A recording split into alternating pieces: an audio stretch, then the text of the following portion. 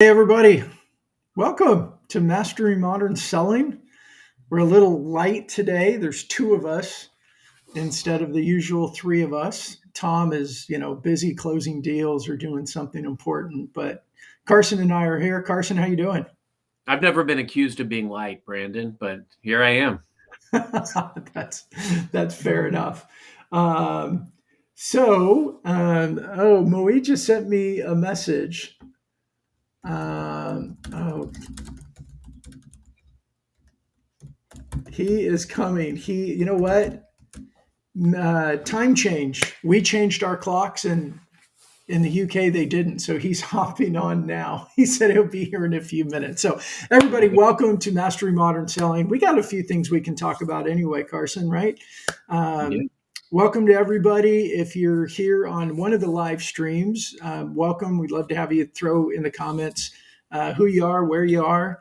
And as you know, we love your questions. We love your comments. We want to bring you to be part of the show as well. So please do that. And if you're on the podcast, thank you so much for joining us. And we'd really appreciate if you find value in this. We'd really appreciate the ratings. If we're worthy of 5 stars, we would really appreciate it. And if you think somebody could use it, man, screen capture that on your phone, share it with somebody, share the episode, share the show. We'd really appreciate that. So while we're waiting for Moeed to come on, poor guy, he's like, I'll be there in 5 minutes. So he's coming. Carson, tomorrow, you and I are hosting a webinar and we are sharing your playbook that you've used to do over $1 billion, a B, everybody, $1 billion in revenue over the last 10 years. You want to tell everybody a little bit about what they can expect, what they're going to get from you, other than kind of full open Komodo, like here's what I do on a daily basis? Yeah, no doubt about it. So I've made no secret on this show about, how years ago I subscribed fully to the philosophy of social selling and really bet big on it, how to leverage social, but also how to gamify the sales approach. When you think about it, it is a game of law of averages. It's a game of probability and odds. We're dealt a hand like you're playing cards, but on the same token, it's what you make of what you're dealt. And so how to map out your business, how to figure out the key relationships that you need and to go get it, what you can control, what are the variables and the parameters. And when inevitably things change, how do you adapt and pivot in the light of that? So we're going to talk a lot about how to prepare, how to set the foundation for a successful year, the difference that mindset means in that, how to uncover and address your total addressable market, how to also think about executing and constructing what we like to call plays, but making them really meaningful. And especially when you know and when you agree that something is important to resonate with your customers, how you do it year round, not just once. It's not just one email and you pat yourself on the back. How do you really personify and execute these plays to perfection consistently over time? And then finally, how do you stay top of mind with your target customer? How do you engage them uniquely over time? How do you build community around what you do? We'll talk about all of those things, but I feel like the last 10 years, Brandon, have been building up to this day. Like, I feel like this is the Yeah. pinnacle. So really excited about tomorrow's session. Yeah, me too. And I've obviously had a sneak peek and have known your playbook, but got into the weeds of it. And the way that I see it, and we haven't shared this actually with you yet, Carson. So I saw it broken down into three. There's kind of three categories of what you do, and one is the mindset, which I know is extremely important. And I don't think I've encountered a salesperson in my career that's as hard charging hustler and coming from a place of serving his people, his customers, and collaborating and bringing community together is I've learned from you, which has been really incredible. So that first part is the mindset. And then you have a section on the tools that you use that help you be more efficient and get information out there. And then also the third one is what we call your actions. What are the activities that you actually do And where do you do them? When do you use LinkedIn? Where do you use your podcast? I know that's been a big part of you creating a reputation. I love to tell the story, and I don't mean disrespect from anybody, but when I was in St. Louis with Carson, we actually piggybacked on somebody else's lunch. They had their little buffet, and we went over and took some of the leftovers. As we were going back to the room that we were working in, somebody came around the corner, and he was so excited. He's like, "Oh, Carson, great to see you!" And he's like, goes to shake Carson's hand. He was so excited. Carson's trying to juggle his plate and not drop his food, and shakes his hand. He's like, "Oh, Carson, da da," and he leaves. And I said, "Oh," I said, "that was really cool, Carson. Who is that?" And he's like, I'm not sure." And again, no disrespect It's for the like living a person. day in the life of Brandon Lee, because I know the Oh, same stuff happens to Brandon. But okay. no, I think the reality of this is, how you can put something in place that positively impacts and influences all the relationships you have in your life, Yeah. right? It's created countless revenue dollars, but at the same time, meaningful relationships like this with Brandon, where now we are friends and on a regular basis, texting each other and friendly competitions and all that jazz, a relationship that was created right here on LinkedIn. So, Yeah. And I think the key thing for I would want people to know about, you've got your system that you use, but all of it is really geared around you've built a reputation that people know you. You're known as the number one social seller at Microsoft, but the reality is that they know you and they know you well. And so when you are sending messages, people are quicker to respond. When you do make calls, people respond because they know you. And I think in this day and age where prospecting and pipeline building is so difficult, and the traditional outreach of cold calling and cold email and cold door knocking is so challenged, that our reputation is so important. How do we go about attracting and retaining customer attention? Because they may not need us today, but they could need us in 3 months or 6 months. And are we still top of mind? Do they know who we are? Do they remember us, so that when that need arises, I need to call, I need to reach out to Carson. For any of us, do they know you and remember you, and to reach out? So I'm and gonna. you never know where it's going to go. I want to piggyback on that real briefly. It's amazing to watch the evolution of a career, because as I've made moves in my career and I've gone into new roles, first off, I've come back around to be the skip level of the people supporting people that I've managed years ago as an account rep. Furthermore, there have been relationships that I built in prior iterations of my job here, that now I'm able to connect those people with people that I work with in new roles. And it's that value that we're always trying to add. I like to say this a lot. It's like it started out as this tiny little snowball of believing that it was, social selling was the way to go, and it's turned into an avalanche of influence. Being able to meet people, being able to add value just by connecting people and getting out of their way so that they can do great things together. It's been very rewarding. And that brings up a question, and asked as we're waiting for Moeed to still come in. The term social selling. I've got my social selling sucks T-shirt primarily because I hated the word.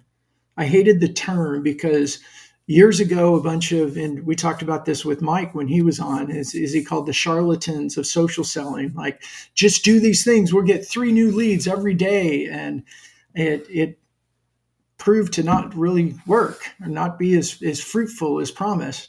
How do you talk about or define social selling? Yeah. I mean, look, social selling is now just selling, and it's using all of the tools that are available to you that enable you to meaningfully connect with people and also stay top of mind with them. So, there's a lot of social tools, and there's some have changed over the years. There's new ones coming out all the time.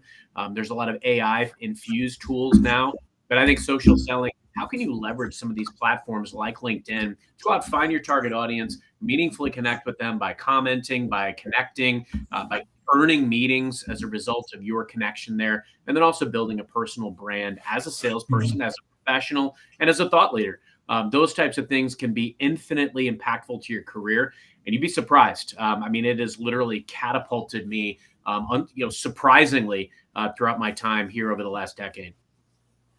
Yeah, and I would say as you talk about personal brand for everybody, it's really how are you known? It's building that reputation, and in this busy world it takes consistency, and it takes multiple even channels, but then also ways of doing it. What I like, what I see with you do, like you're a host with us on Mastering Modern Selling, you have your own show and podcast, you've got lots of content that goes out to, and you co-host other shows as well with Helka. But you have lots of content that you're sharing through lots of channels, and it's different types of content. It's not just, buy my Microsoft products. It's leadership. It's, your own personal journey as a sales guy.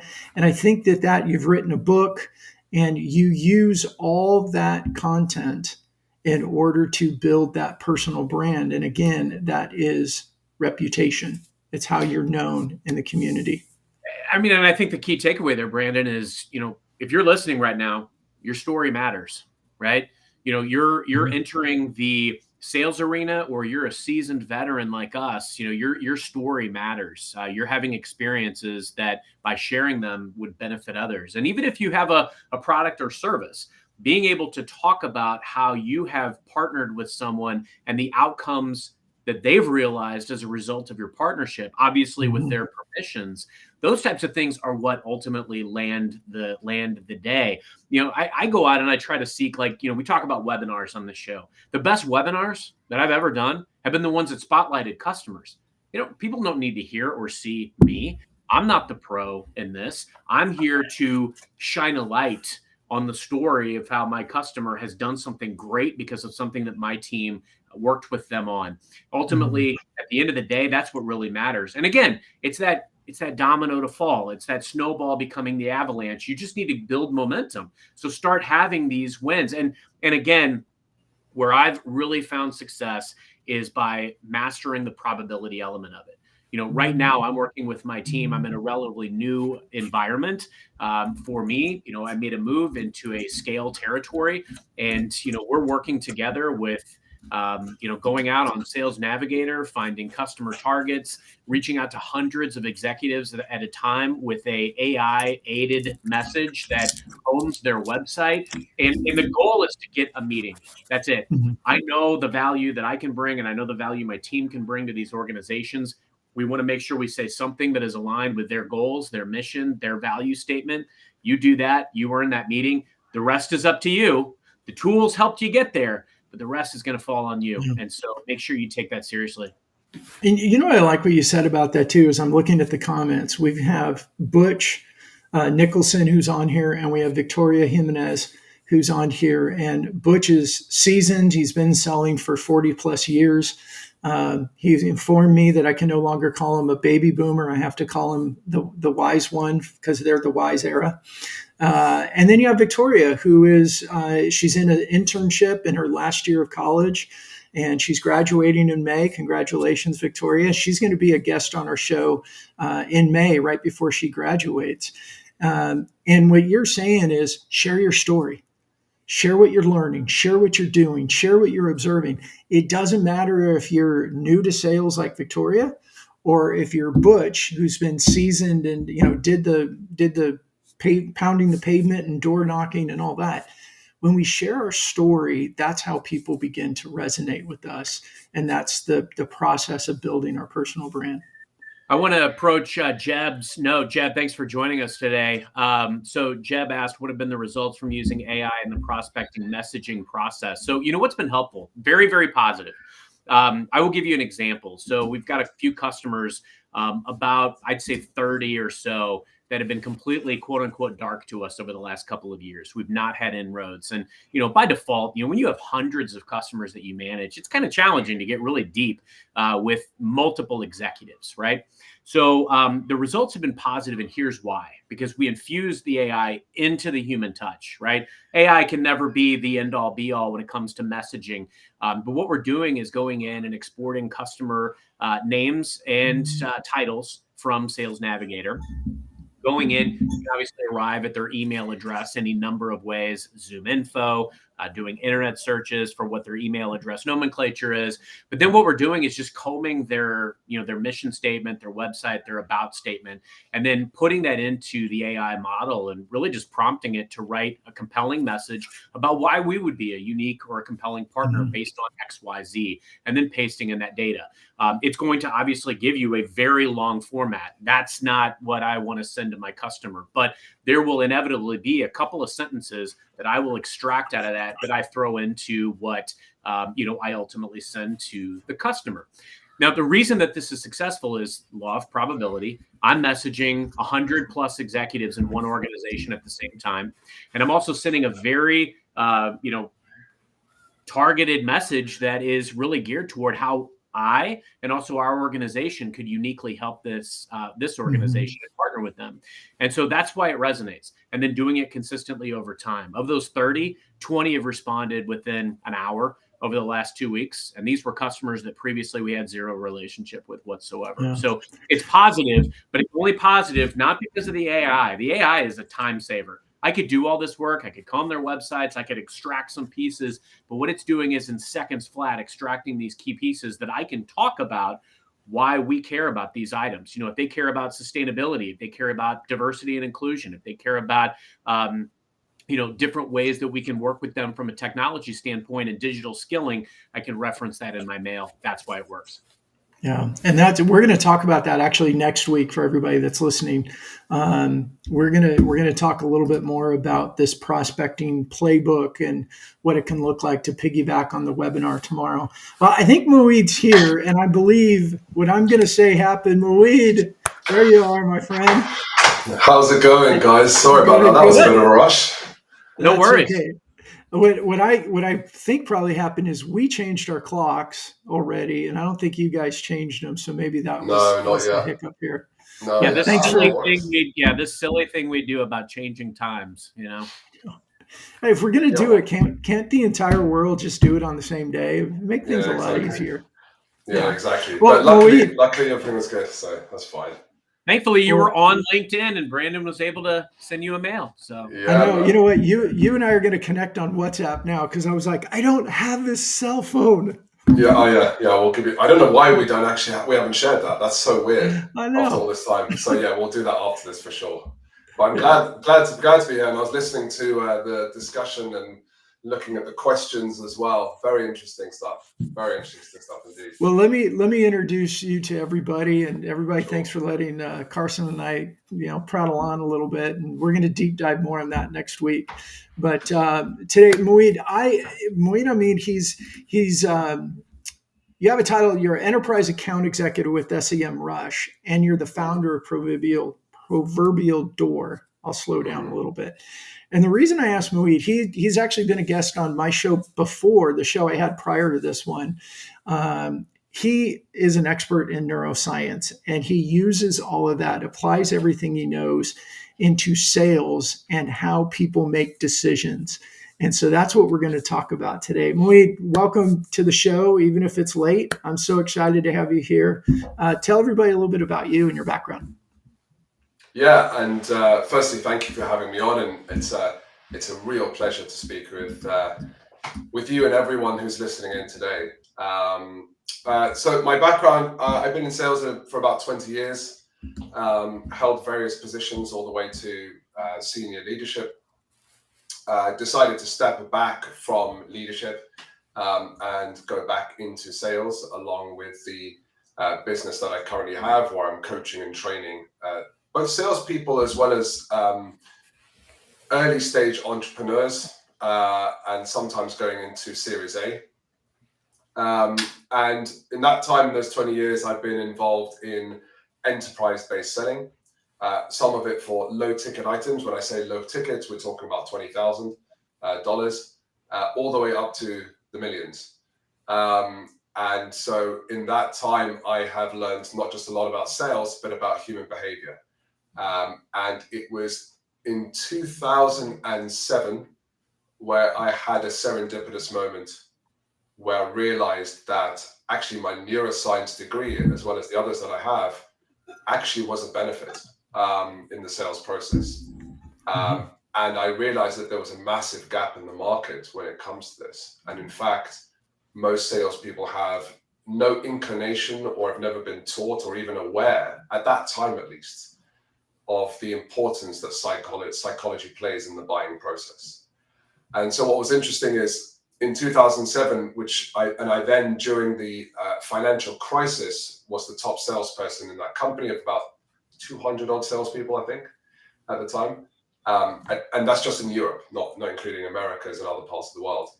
And that was really through just the understanding of neuroscience and what kind of makes buyers tick, and what are the emotions and thought process that they go through at every stage of the buying process. And so that led me into a lifelong journey of kind of using what I've learned to actually aid in not only my sales approach, but help a very large number of salespeople really kind of excel in their sales career and just completely open their perspective into sales, right? And what it takes to be a great salesperson. It unfortunately is still the case. It is not what's being taught. That doesn't mean that it's all bad, of course not. But it has to be slotted into the right perspective and the right context, and therefore have the right understanding. So yeah, that's my long ramble about my my past and kind of what I've learned along the way. And I've had the privilege of being able to work with so many people and really kind of open their eyes around this. So yeah, that's how we kind of connected, I think, through a particular network as well. Yeah, and it reminds me, a life-changing situation for me was my freshman year of college, and Henry Kravitz, who's one of the founders of Culver Kravitz and Roberts and KKR, spoke at our school. I went to a small private college, and the KKR guys all went to my private college, and he was there speaking, and somebody asked him about, what should we be focused on as undergraduates, and he said, they hire people from the best MBA programs around the world. And he said one of the biggest challenges they had is their ability to communicate. They were smart as can be, but their ability to communicate, their ability to understand people. And he said, if you can understand people and how they think and how they behave, that's more important than all the book knowledge you get. And I shifted my undergraduate degree to psychology and communication because that. Plus, I was dying in the economics courses, but so there was a little other motivation there. But that really did. What's that? I can relate to that. Yeah, and that's what shifted. So, Moeed, as we start talking about this, can you share a little bit about that, the science backed on how people make decisions? Yeah, so that's a really big topic, and so let me distill that into four main pillars that are particularly relevant in the sales process. And so the first one is the analysis and calculation of external information. So when we go to make a decision, that ability to make decision doesn't just come from within. There's external information, feedback, analysis about the world around us that goes into forming what decision should we make here. So the kind of assessment and calculation of external information is the first bit. The second bit is assessing gains and losses. And what I have to say here is, for salespeople, not enough attention is being paid into the losses part, but that is a critical component of how we make decisions. The final part is something called, well, not final, the third part is called plan implementation. Plan implementation is essentially, how would this become a part of my world? If I buy something, how will that become a part of my life and my world? Whether it's clothes, whether it's a phone, whether it's a piece of software, whether it's the person you marry, right? It's how will that become part of my world, and what would that look like? And then the final part is when you go to pursue a goal or pursue an action. And there are four parts of the brain that's involved, main parts of the brain that are involved, two of which are emotional centers. The last part is actually how you calculate whether you should pursue a goal or not. and it's in a portion of the brain called the orbitofrontal lobe. And the reason why I bring this up above all others is if you want proof of how important emotions are in decision-making process, all you have to do is look at the orbitofrontal lobe. If that part of the brain essentially helps you make decisions. And the way it makes decisions is it measures what is my emotional state right now, and what will my emotional state be when I achieve that goal or pursue that action. The difference determines whether you take that decision or not. And here is why emotions are so important. If that part of the brain is damaged, in patients, what we see is complete apathy. They cannot make the simplest decisions, such as drinking a glass of water, or putting on a jumper, or getting up to go to the door. They can't make any of those simplest decisions. And what's interesting is that happens when that part of the brain has been damaged. So emotions and our ability to measure the difference in emotions between now and when we pursue an action is critical to us making a decision and taking action on that decision.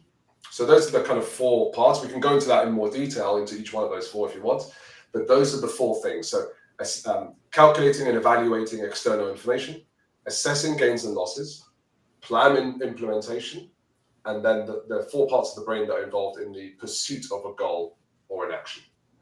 Moeed, I'm fascinated by the science of sales. I'd be curious, just especially for our audience listening today, a lot of modern sellers, what would you say are some common misconceptions or approaches about sales today that maybe your science-based approach seeks to debunk, or that you have a different take on it than maybe what has been the norm?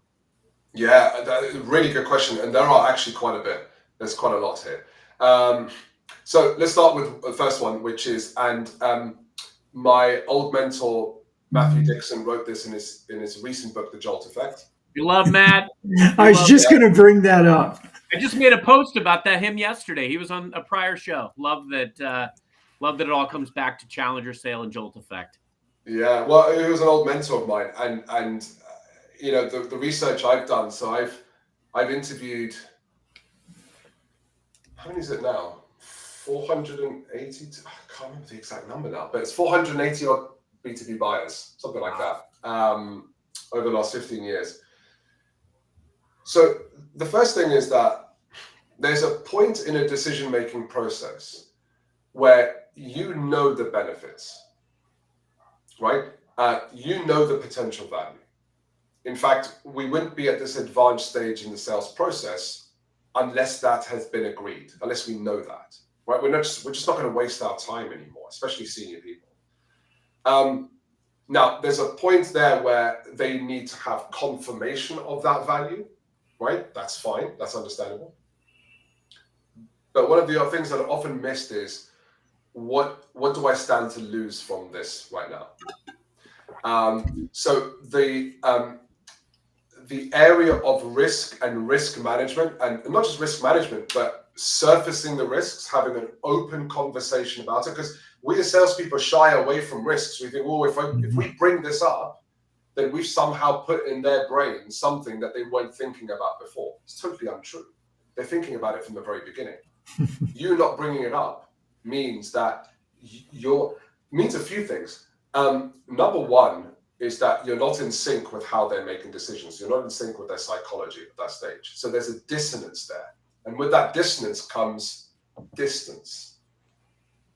The second thing is that without you bring it up, the buyer feels as if you're trying to hide something. And that, again, creates distance. So be very clear about what the risks are for the buyer.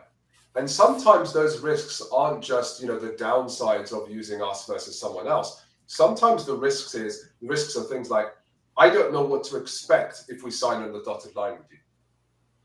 And if I don't know what to expect, i.e. that plan implementation side, if I don't have a vision of service, if I don't know what those stages are, if I don't know what my team's responsibilities are versus yours, if that hasn't been mapped out, then I'm going to get nervous, because in the absence of information, the brain defaults to the negative, i.e. it will remove itself from the potential risk. right? Just the sheer fact of just there's a gap there, there's some ambiguity. I'm just going to distance myself from that because we're wired to protect ourselves from ambiguity. So that's one thing. The other thing is business value versus what I term emotional value. There was a study done by Google, Matista, and CEB about this, and we found that B2B sales has emotional value, what they call personal value, I call it emotional value, has twice the impact of business value. I.e., there's a point where the ROI might be clear, the benefits might be there, but in order for me to want to push this through, particularly when I'm facing challenges or pushback or skepticism from my boss and my stakeholders, me having personal or emotional value in this and seeing that for myself and my team will give me more courage to present that case and to stand my ground when the CFO is going to really challenge me on whether we should do this or not. So that's the other one. The next thing is that, so this is related to risk. So one of the biggest surprises for me, it was a surprise how big this was. When we dug into why someone made a decision to go with one provider over another, the overwhelming majority wasn't innovation. It wasn't ROI, actually. It wasn't that you're a better solution. It was kind of tied to the sales experience, which CEB found, but I went even further because to me, sales experience, what does that even mean, right? I mean, is it just a great conversation? Is it the fact that I trust this person? And so I dug further, and what I found was that the overwhelming majority of reasons why someone made a decision to go with one vendor over another was protection or elevation of their career. If I went with this vendor, how would that impact my career?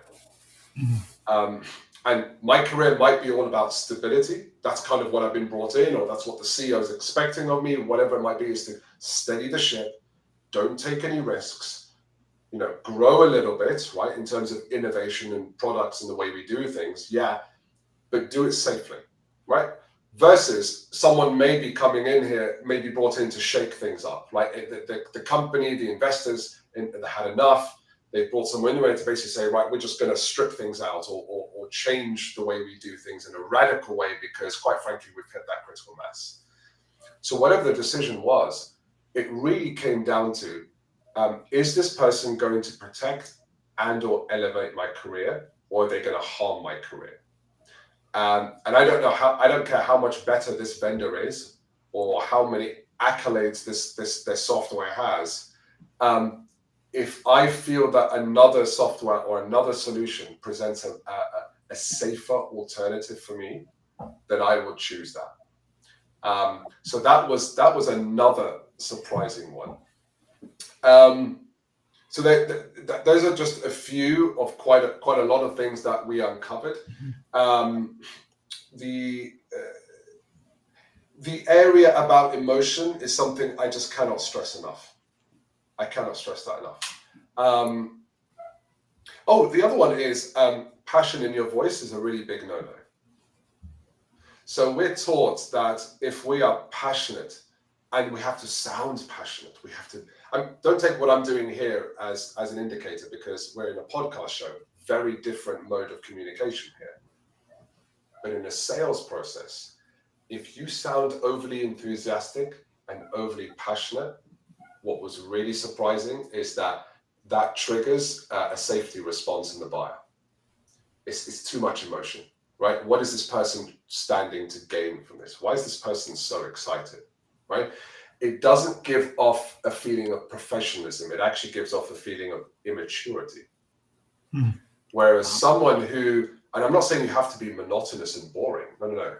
But what I'm saying is, if you come across as dependable, professional in your approach, analytical in a lot of ways, don't be overly enthusiastic.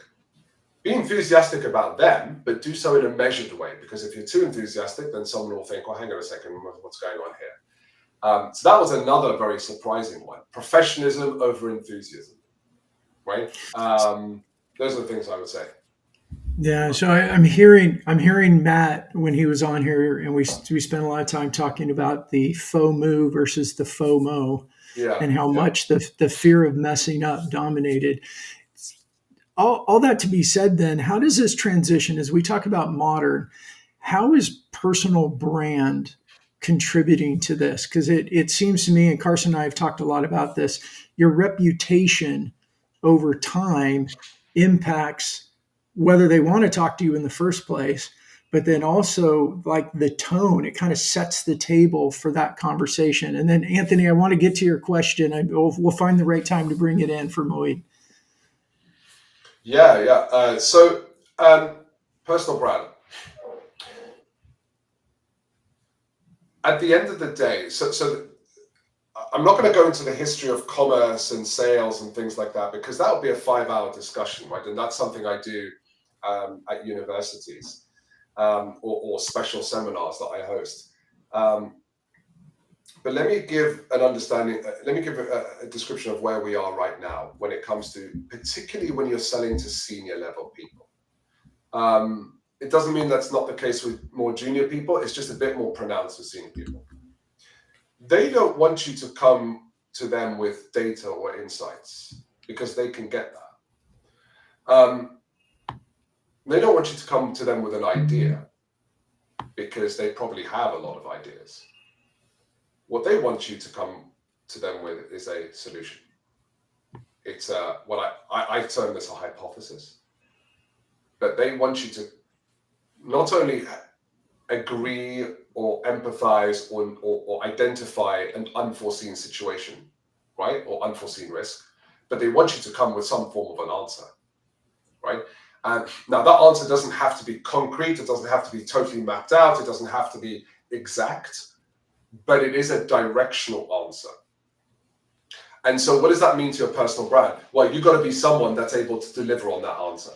You've got to be able to, you've got to show them that you're someone that understands their business and their world, right? And I don't mean just their business. I mean the industry in which they're working within, the company and what's going on in that business. What are the typical MBOs, right? And the objectives that buyer has to go through, right? And has to deliver on, right? You've got to understand those things. And then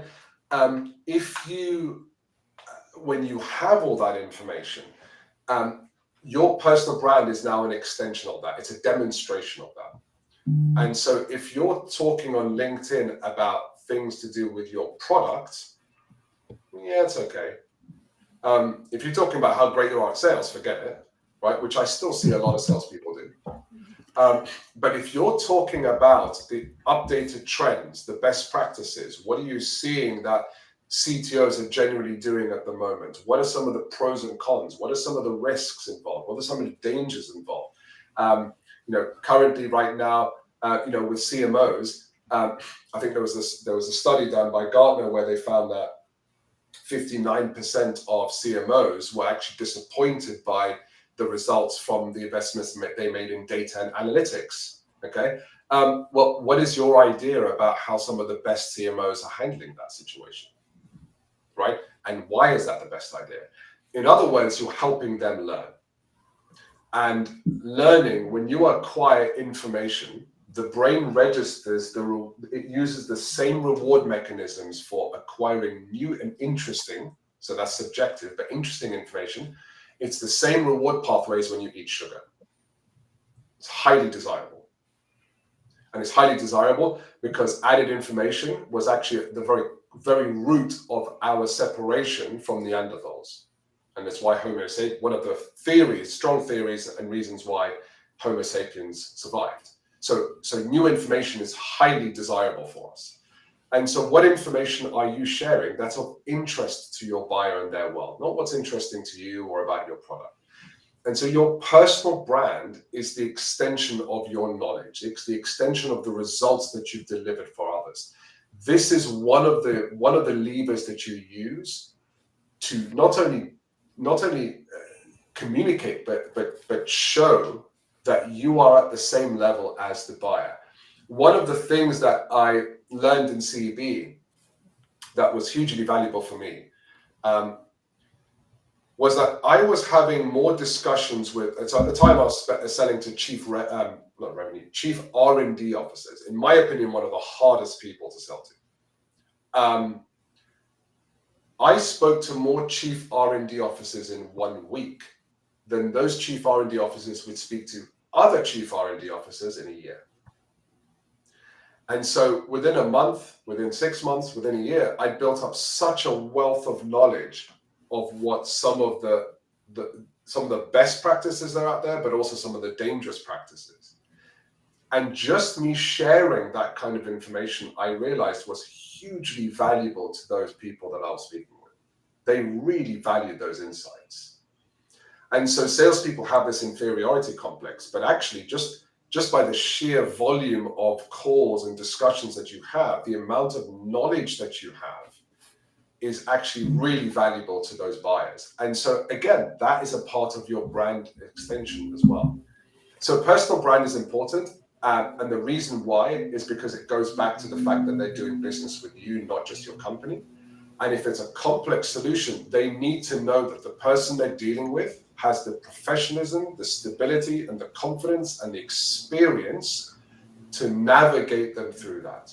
The more complex the deal, the greater the consequences of the decisions and the solution that you bring to their business. Therefore, you need to show yourself as, in my opinion, having a higher brand than the company that you're working with. That's what you're striving for. So personal brand is incredibly important in this process because you're the very tip end of that spear behind your company.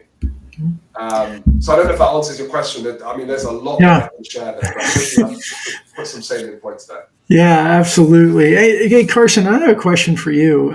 We were just talking about there with the personal brand and that reputation. How does that practically play out for you with what you do with your content creation, your webinars, your podcasts, the type of content you create? You share it, you send direct messages. When you and I first connected, we talked about how you leveraged the 9-figure deal and how you had this swarm approach and working with people. How does what Moeed was just saying, how does that play out for you practically day in and day out? There's so much that Moeed has shared today that I think is so relevant. And it actually, the biggest thing that I think I want to really anchor on from today's session is the whole de-risking the decision for your customer audience. And if you leverage that to inform how you go about your go-to-market strategy, it makes all the difference in the world. And what I mean by that is, I spend a lot of time really thinking about, okay, what's the problem or the challenge or the gap that I typically see when I talk to different executive leaders, right? And then how can maybe I help them uniquely solve it? It's not about talking about a product or a solution. It could be a relationship that I help create. It could be finding someone that person serves in a community or a different customer organization that maybe I've supported or one of my colleagues supports. How can I meaningfully show up in a way that helps them feel good about working together? And I think it really embodies what Moeed was saying earlier, because that is at the heart of everything that I seek to do. How can I show up in a way that it shows that, first off, I'm paying attention. I know what matters to them based on their company reports, their website, et cetera, and even their own LinkedIn profile. Like, I've forged relationships based on what I could tell matters to that person individually. A customer that wouldn't respond to my team, but when I reached out to them and I saw on LinkedIn they were on podcasts and blogs and they had a thought leadership around a certain topic, guess what? That's where I tried to show up. Clearly, you're a thought leader here. We could learn a lot from you. Let me connect you with some other people in my organization that care deeply about what you're talking about so that we can learn from you. They responded in 5 minutes and nobody could get a meeting with this person. So I think the point of the matter is that there's no cookie cutter program. There's no silver bullet. But if you think about what matters to your target audience, you understand what their gaps look like, and you don't go toe to toe on the strengths, of their way of doing things. Like, you're never going to win if you go against your competition based on your competition strength. That's just not going to happen. But if you can make them feel good about what you can bring and what your organization can bring in the way of partnership, that is key. Now, the other element from a branding perspective, building that reputation that you're an important person to know as part of a process. You know, Brandon, you talked about the 9-figure deal. That customer had seven C-level changes in 2 years. Every time they had a new C-level, they were told, you need to meet Carson because he's going to read you in on what we're doing. That's the value that I was working diligently to bring. I am obsessed with finding ways to serve through value. And by having these relationships and knowing what we were doing, I was able to onboard, in essence, these executives and say, and make them feel good. This is what we're doing.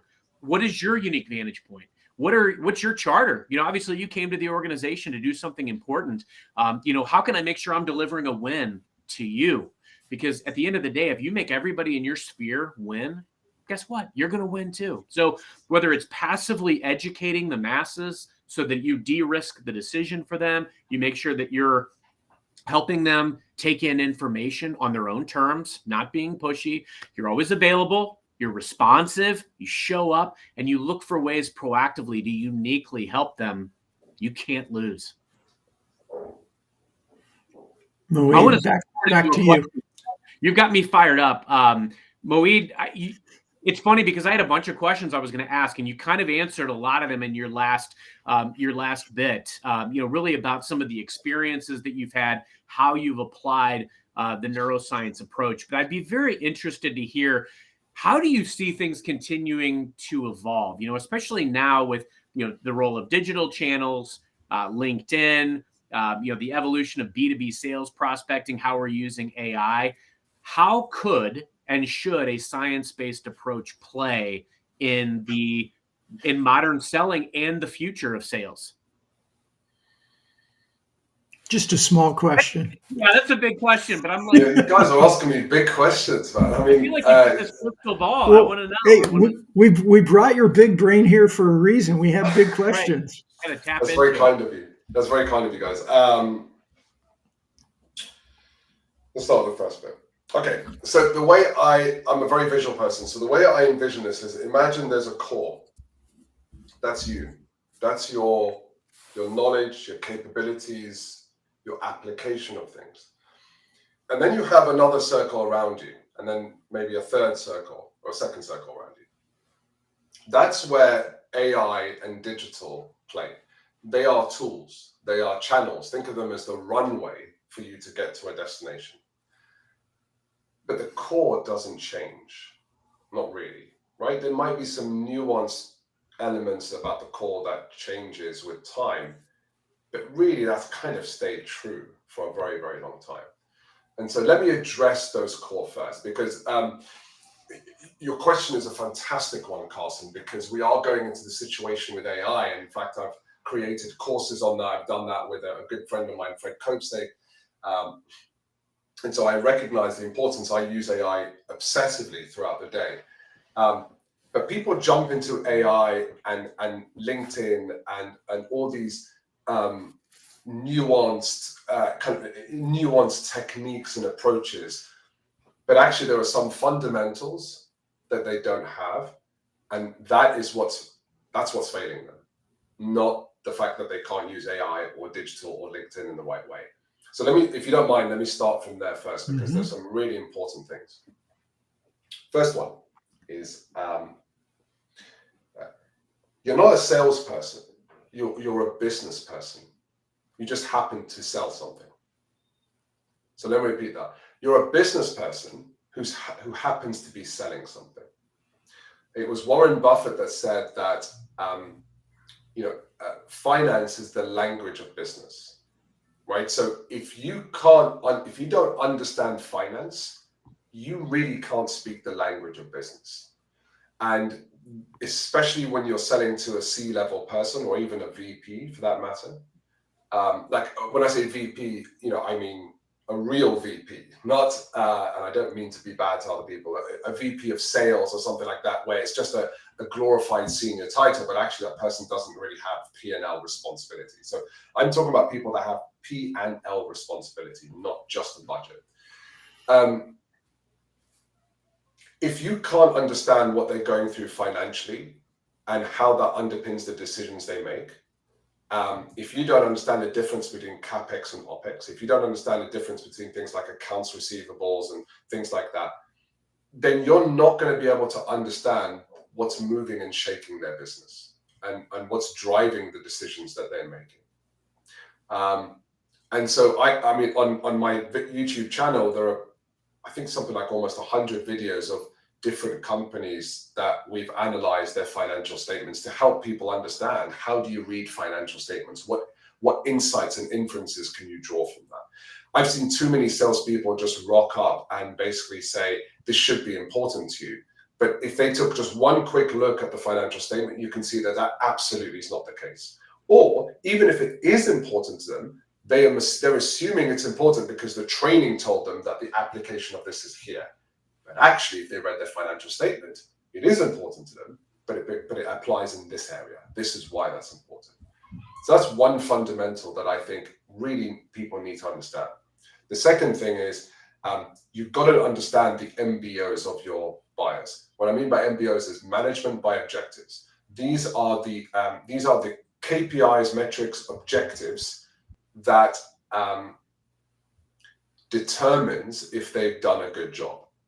So as a CTO or a CMO, your objective for this year is to do these 4 things. And by the way, those 4 things aren't created equal. This one has a weighting of 40%. This one has a weighting of 20%, right? Whatever.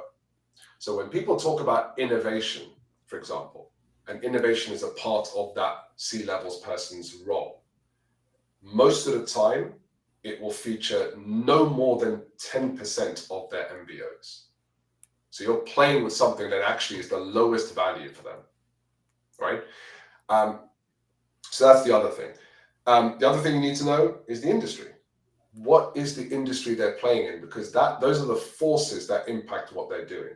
If you don't know that the industry is growing at a compound annual growth rate of 10%, but they're growing at a compound annual growth rate of only 5%, that means they're underperforming their industry, right? That's important to know. You've got to know where the substitutes are coming through. You've got to know where the threats are. You've got to know how strong their suppliers are, how strong the buyers are. All of those things has an impact on the fundamental decisions that they need to make in their business. So there are some fundamental core elements that I absolutely and really strongly recommend that salespeople, if you want to be the successful salesperson of the future, those core things are even more important. The good news is that if you do that, you're actually in the top percentile, because unfortunately there are too many salespeople with even 20 years of experience that don't have that knowledge. So let's go into AI and digital. These are tools.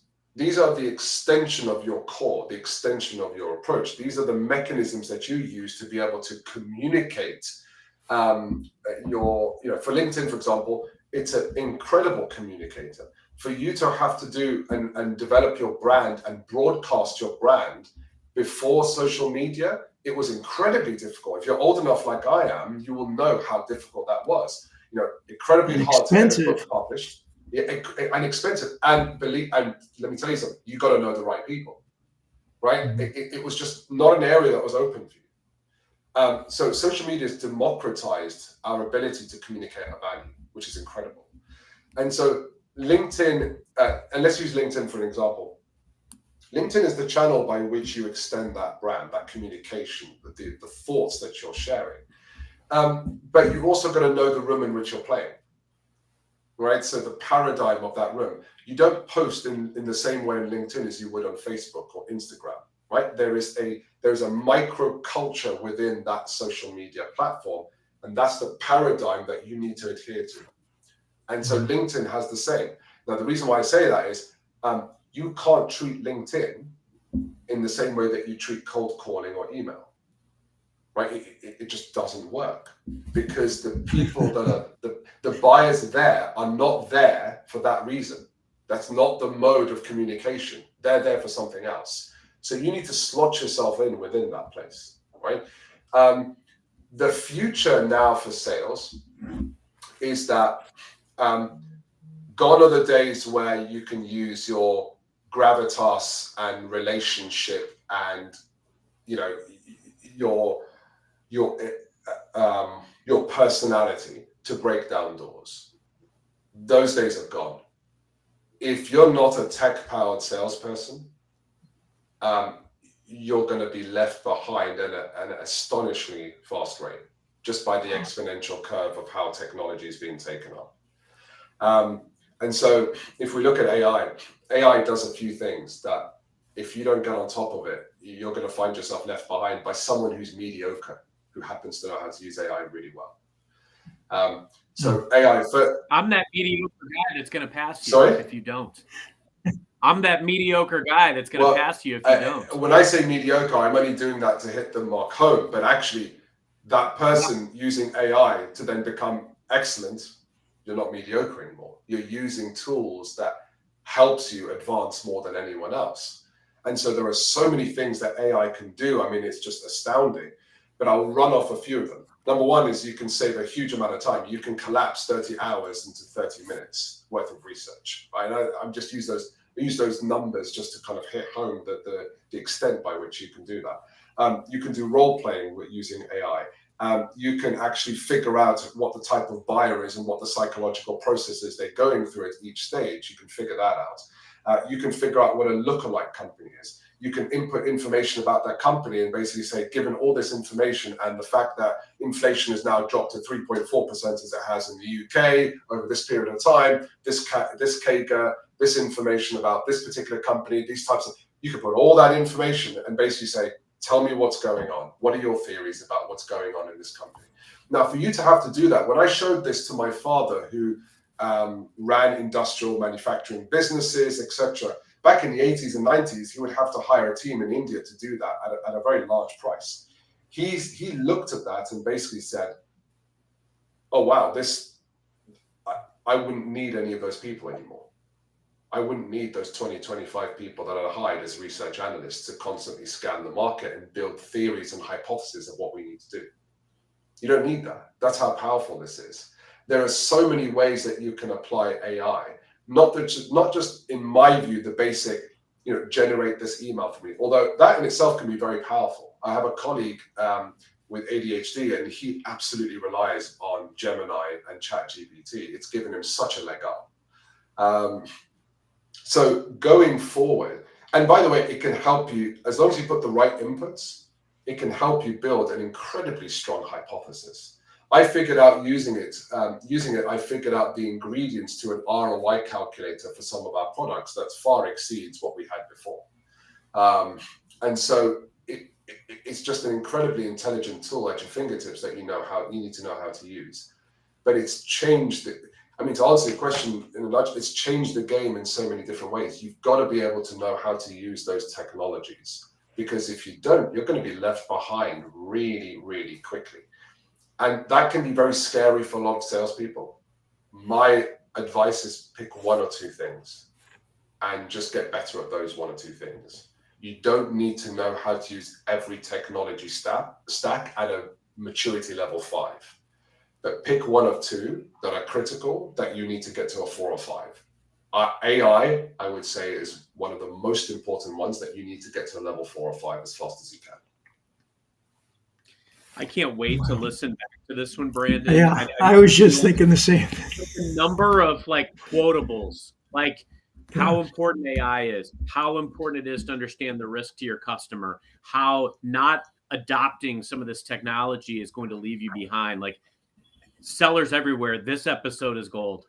Yeah. And a lot of, even on the practical side, right? Because we talk about modern selling and we talk a lot about LinkedIn, we get the base questions of, well, and you hit it earlier. We hear a lot of people say, oh, we tried LinkedIn and it didn't work. Great. How did you use LinkedIn? And often they used it like a different channel. They used it like a call, they'll use it like the phone, they use it like email, and they say, oh, it didn't work. And their tendency is they want to throw the whole thing out. But what you're talking about is leveraging this tool, but you got to get the core right.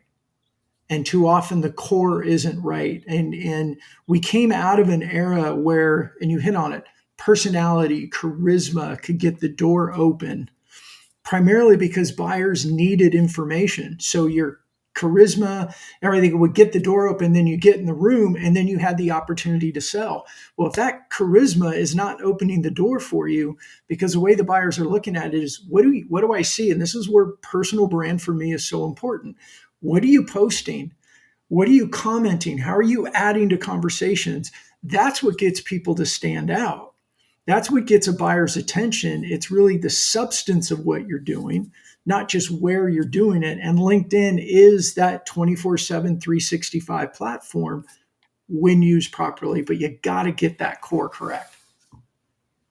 Yeah. And one point to make about LinkedIn is people will say, I can't follow everyone that I'm trying to sell to, or that's in my business, in my list of businesses. And my answer to them is, well, don't try. Right. LinkedIn is a strategy that I would say is for your top 20 accounts, or top 20 people. It's not something that you would use if you have a large book of business. It's not something you should use for the others. So Unless you're completely insane like me. I mean, well, and I think there is like a plan B, if you will, which is go after your top 20 accounts. Yes, but then also you can look at who's influencing your industry. Yes. Right. Who's creating that content consistently? Because we know that, I think the number is still 2% of people on LinkedIn consistently create and share content. So we hear a lot of times, oh, my people don't publish. Well, so what? Most people don't publish, but who are they paying attention to? Right. Go talk to them, go engage with them, go get in front of them. And it's not difficult. You just have to take the time to show up and have your core right. So when you are there and you are having a conversation, you're not saying, great post, I want to share this.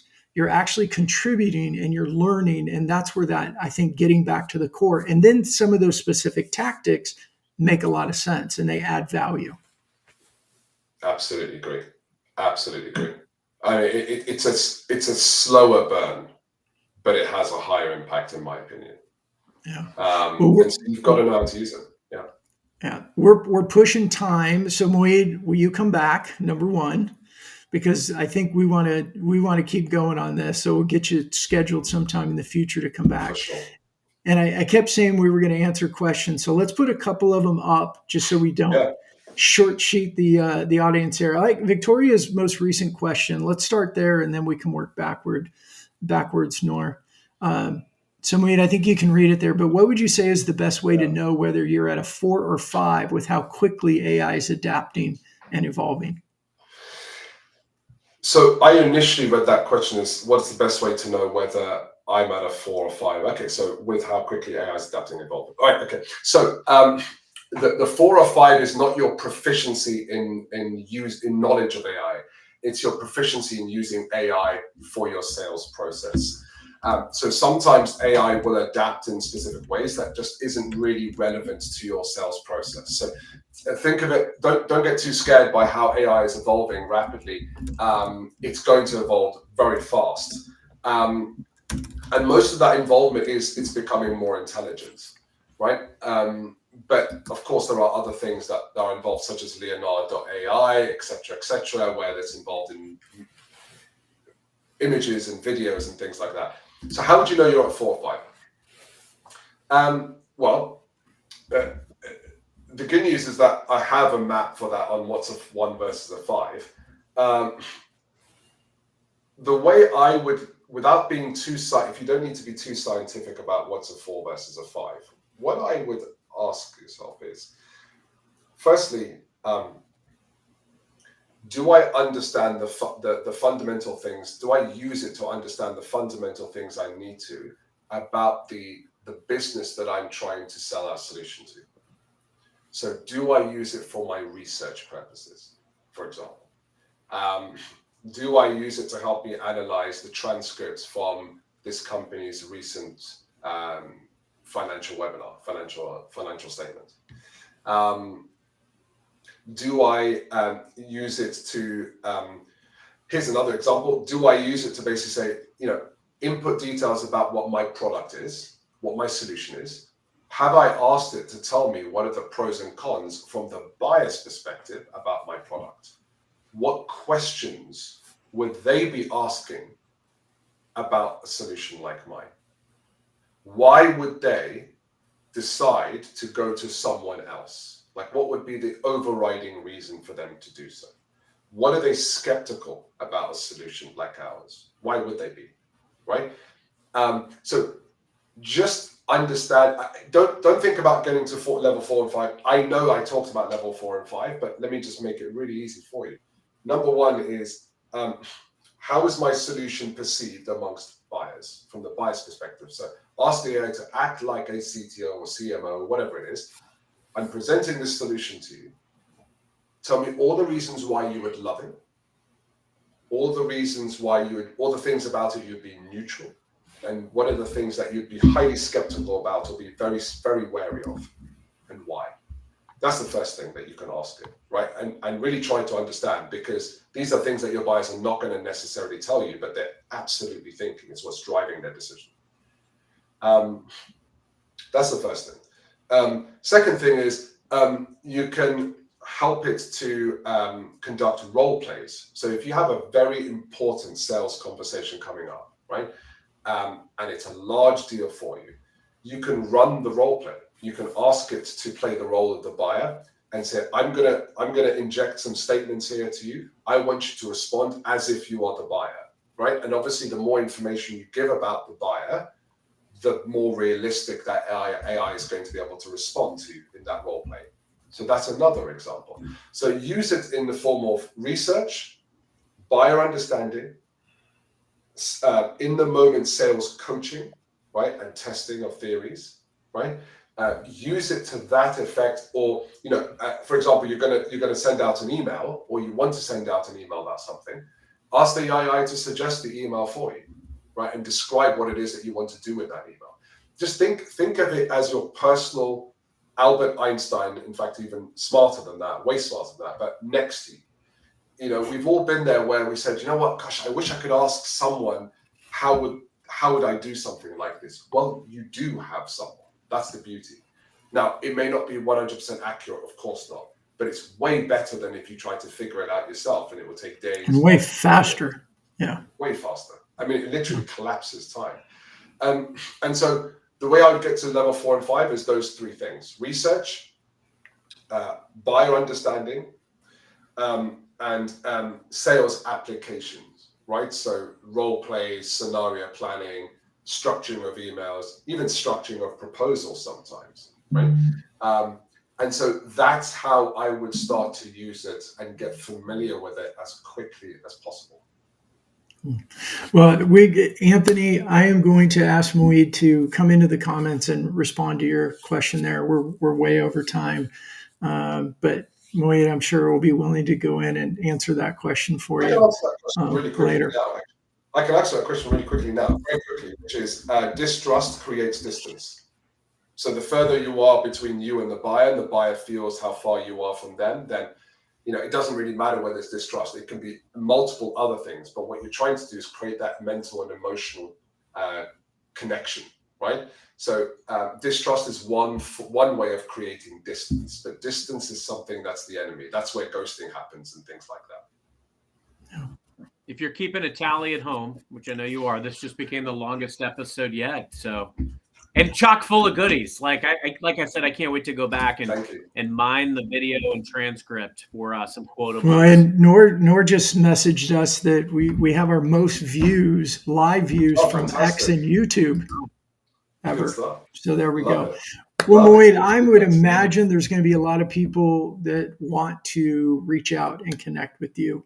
What is the best way for people to find you? Yeah, LinkedIn's the best way. So /Moeed Amin. And hit me up, ask me any questions you have, give me some observations, disagree with me if you want, no problem. I love that, because that allows dialogue, and I actually learn through those disagreements as well. So I'm always scared to disagree with you. Really? Why? I'm No, just come kidding. on. I love the No, we've had great conversations. Yeah, That's why I want exactly. you back. So, but yeah, LinkedIn's the best excellent. way. And you can go to if you really want to build your business acumen and be able to read financial statements and understand what you can learn about companies from their financial statements, then go to the YouTube channel at Proverbial Door. I think there's almost like 100 companies that my colleague and I have analyzed, who are public businesses and some private as well. Oh, that's excellent. Well, this was excellent. Reminder for everybody, Carson and I are leading that webinar tomorrow where Carson's going to share his playbook. I think some of the nuggets that we talked about today are probably going to find their way into the discussion to explain some of the things that Carson does in his playbook. Where we are, there's probably a link to it in the comments. And if you find a link, make sure you find mine, not Carson's, because we got a competition going on who's driving the most registrations. And Carson has me beat by about 9 at the moment. Yeah, trust me, Brandon needs all the help he can get. So please click on Brandon's link. I love it. Well, Carson, you want to wrap us up and send us on home? Absolutely. Moeed, thank you. My this was pleasure. Amazing. Really excited to get you back on too. And until next time, everyone, thank you for listening. Thank you for watching.